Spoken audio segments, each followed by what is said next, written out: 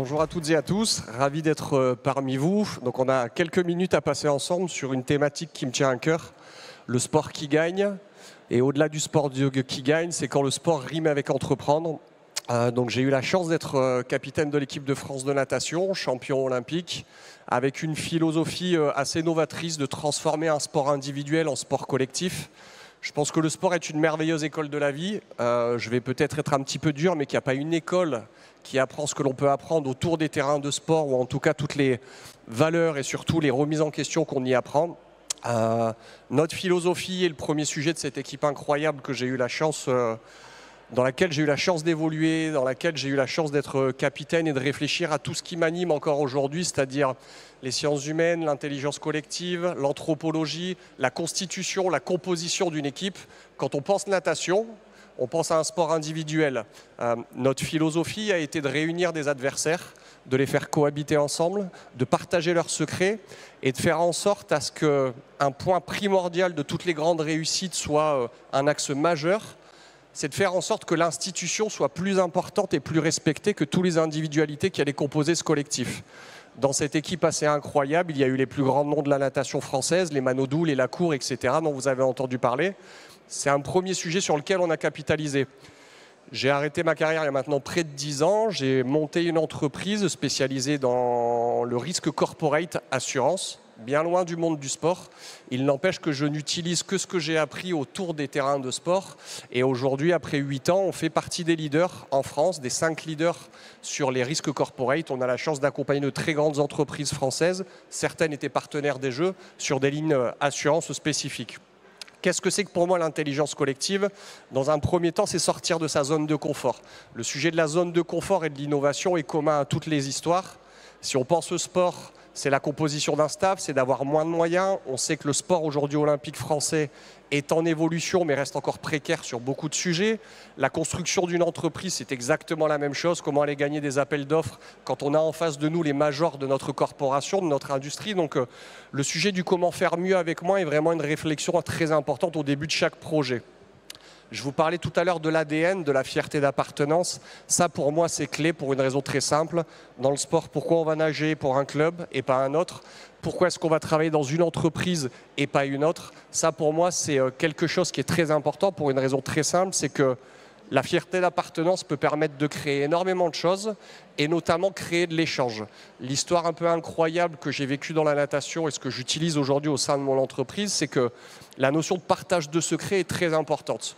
Je suis plutôt d'une école à surdévelopper les qualités et là où je suis mauvais, je fais en sorte de m'entourer de gens compétents. Un sportif de haut niveau, pour moi, est un entrepreneur et un entrepreneur, un sportif de haut niveau. Pourquoi? Parce qu'un sportif a la responsabilité de choisir son staff. Même si vous êtes dans le cursus fédéral, un entrepreneur a la responsabilité d'additionner des compétences qui, et je l'entendais tout à l'heure, ensemble vont composer une équipe.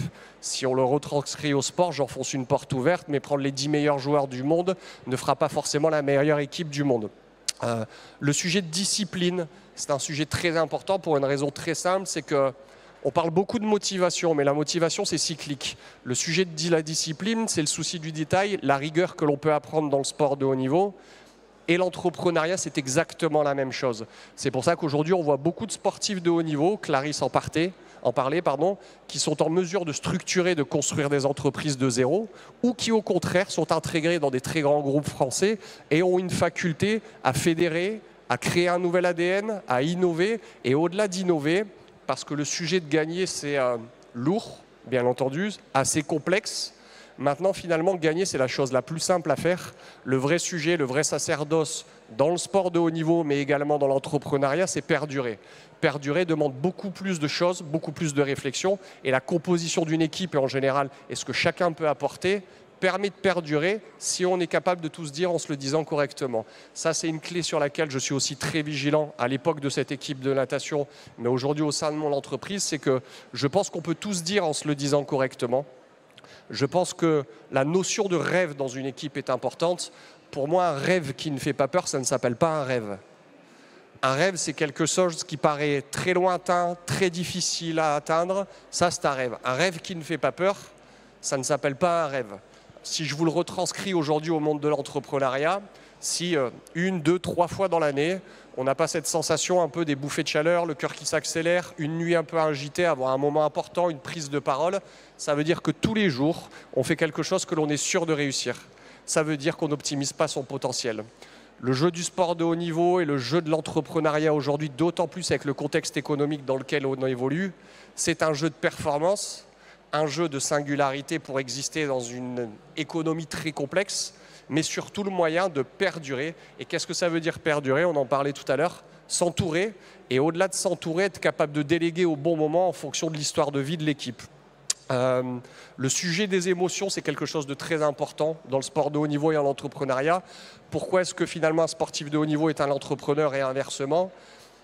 La solitude, le jeu des prises de décision dans l'urgence, la manière de composer son équipe, la manière de faire les choix stratégiques qui vont faire que vous trouverez une innovation ou pas. La stabilité financière, évidemment, d'un club sportif ou d'une entreprise est assez similaire. Et quand on parle de ça, et c'est ça qui est assez fascinant, et c'est ce que j'aime dans cette passerelle entre le sport de haut niveau et l'entrepreneuriat, c'est que j'ai fait des études, j'en ai fait moins à un autre moment. Aujourd'hui, on fait partie du top 5, je vous dis, dans notre spécialité en moins de 10 ans, et c'est vu assez comme quelque chose d'exceptionnel dans mon univers. Finalement, je n'ai fait qu'une chose, c'est reproduire ce que j'ai appris dans le sport de haut niveau. C'est pour ça que je pense que c'est une école de la vie incroyable. Les sujets d'émancipation et de travail sur soi-même en temps 1, le sujet de composition d'équipe, être capable de s'entourer de gens plus forts dans des domaines bien précis. Et il y a quelque chose qui me fascine aujourd'hui. Dans le sport de haut niveau, il y a des génies. Un génie, c'est peut-être, on en parlait tout à l'heure, un Teddy Riner, un Roger Federer, un Usain Bolt, des athlètes qui ont un petit truc en plus, qui ont un palmarès qui est un peu différent. Maintenant, le très haut du panier qui gagne des médailles, et c'est la même chose dans l'entrepreneuriat, pour avoir la chance de travailler avec de très grands entrepreneurs, de les accompagner sur les sujets assurantiels, ils n'ont rien de plus que vous et moi. Par contre, ils ont une qualité commune qui est assez incroyable, c'est qu'ils sont capables de garder leur qualité d'analyse, leur qualité d'expertise, leur sang-froid dans des temps impartis très courts où ils doivent prendre des décisions très importantes. Donc finalement, c'est la gestion du stress alliée à la confiance en soi. Et pour terminer, si c'est peut-être le maître mot que je voudrais vous retranscrire aujourd'hui, on l'apprend et on nous fait grandir avec ça dans le sport de haut niveau. C'est la réalité aussi de l'entrepreneuriat. Au-delà de le rêver, je pense qu'il faut rêver très grand. Merci beaucoup.